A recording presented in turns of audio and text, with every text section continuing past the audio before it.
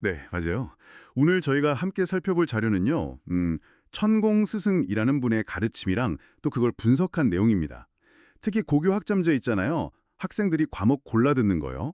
그것 때문에 요즘 학생, 교사 다 좀 어려움을 겪는다. 이런 우려에서 질문이 시작됐어요. 그래서 미래 교육 방향에 대한 통찰, 뭐 이런 걸 좀 얻고 싶어 하셨고요. 저희한테 주신 그 문답 기록이랑 스터디 가이드, 이걸 바탕으로 이분의 관점을 한번 좀 깊이 파고 들어보죠. 그냥 정보만 쭉 늘어놓는 게 아니라 그 안에 담긴 생각의 흐름을 한번 같이 따라가 보는 겁니다. 네, 맞아요.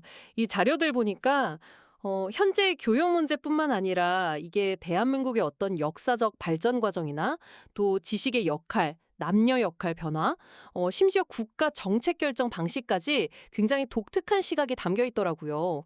특히 그 2차 대전 이후 한국의 성장기를 지식을 막 압축해서 흡수하던 시기다. 이렇게 보면서 이야기를 풀어가는 게 참 흥미로웠습니다. 먼저 교육 얘기부터 좀 해볼까요?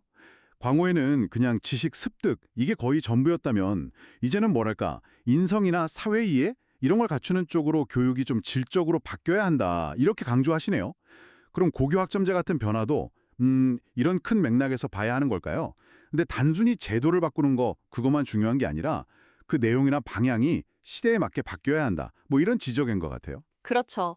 자료에서는 인류 전체의 긴 진화기랑 다르게 2차 대전 이후 한 70년 정도 되는 한국의 성장기는 인류 지식을 아주 짧은 시간에 정말 압축적으로 흡수한 시기였다. 이렇게 설명을 해요.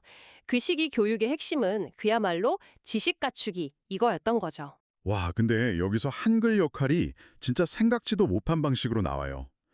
세종대왕이 만들었지만 오랫동안 잘 안 쓰이다가 2차 대전 후에 남녀 모두 한글로 지식을 배우게 된 거, 이게 한국 발전의 핵심 동력이었다니. 뭐 천지창조 이래 처음으로 남녀가 다 같이 지식을 갖춘 시대가 열렸다. 이런 표현까지 쓰면서요. 와, 이건 정말 독특한 해설인데요. 네네.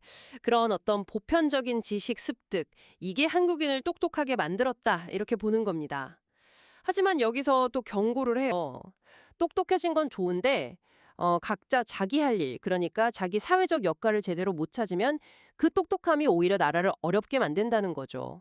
나라가 망조가 된다, 뭐 이런 표현까지 쓰면서요. 지식 자체는 보물이지만 이게 제대로 활용되지 못하면 오히려 문제가 될 수 있다, 이런 시각인 것 같습니다. 특히 그 밀레니엄 2000년대 이후를 여성 사회 시대다 이렇게 보면서 여성의 지식 습득을 노예 해방에 비유한 부분은 와, 정말 강렬하더라고요. 지식을 갖춘 여성이 어떤 영적인 힘, 그러니까 통찰력이나 영향력 같은 걸 쓸 수 있게 됐지만 역시 자기 역할을 못 찾으면 그냥 똑똑한 노예처럼 고통받는다. 이렇게 설명을 해요.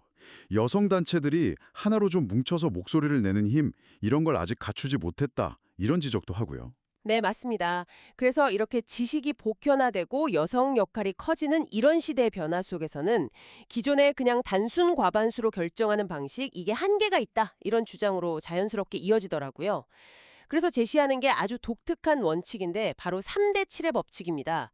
어떤 법이나 정책이든 국민 70%의 찬성을 얻어야 한다 이겁니다. 70%요? 와, 50% 넘기기도 사실 쉽지 않은데 70%면 정말 높은 기준인데요. 그러니까 단순 다수결은 나머지 절반의 불만을 낳아서 갈등을 일으키니까 아예 70%라는 거의 압도적인 지지를 얻어야 정책이 제대로 자리 잡을 수 있다. 뭐 이런 논리로 이해가 되네요. 근데 그 70% 동의를 현실적으로 어떻게 얻어낼 수 있을까요? 그 방법도 좀 구체적으로 나와 있나요?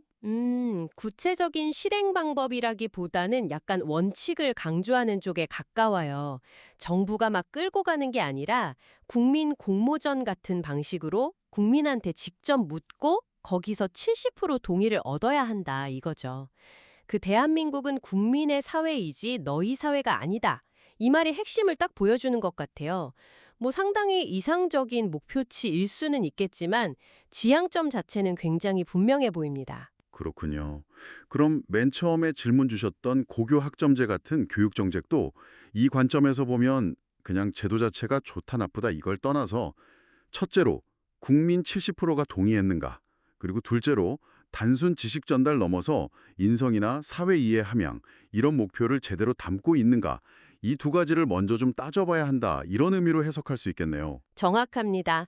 결국은 지식 보편화나 여성 역할 변화 같은 큰 사회 흐름에는 거기에 걸맞은 어떤 통치 방식, 그러니까 더 넓은 국민적 합의가 필요하고 또 개개인이 자기 역할을 찾아가는 과정, 이게 꼭 필요하다는 메시지인 거죠. 단순히 지식을 갖는 데서 그치는 게 아니라 그 지식이라는 힘을 어떻게 사회적으로 잘 통합하고 또 개인의 성장으로 연결할 거냐, 바로 이 문제인 것 같습니다. 네. 마지막으로 이런 질문 한번 던져보고 싶습니다. 중요한 사회 변화나 정책 결정에 70%의 국민적 합의가 필요하다는 이 관점. 이걸 지금 우리가 마주하고 있는 여러 다양한 사회 문제들에 한번 적용해 보면 어떨까요?